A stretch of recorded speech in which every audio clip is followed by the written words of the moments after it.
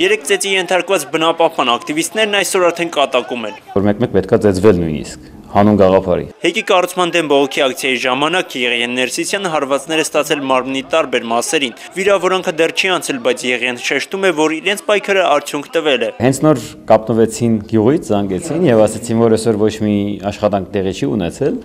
Արագածոտնի մարզի 7 գյուղերի բնակիչները փակել էին աշտարակ ապարան մայրուղին, պահանջելով իրենց ռոռոկման ջրի հաշվին հեկ չկառուցել։ Գյուղացիներին միացած բնապահպանները Երևան հասնելուն պես բերման են ենթարկվել։ Փաստացի ոստիկանությունը առանց դատարանի սանկցիայի իրականացրել էր հետապնդում, եւ երբ որ մենք Երևանում իջանք արդեն տրանսպորտից, իրանք բոլոր կողմերից հարձակվեցին մեր վրա։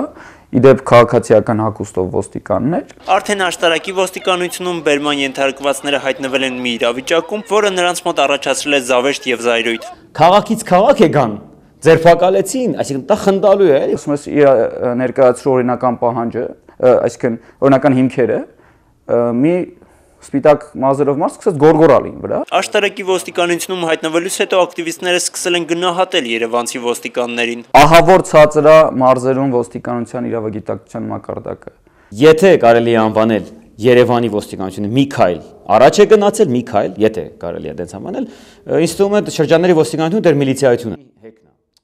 Ախպեր, դա աշիկինն է, ուրեմն այստեղ նահանջի հարցը մի քիչ բավական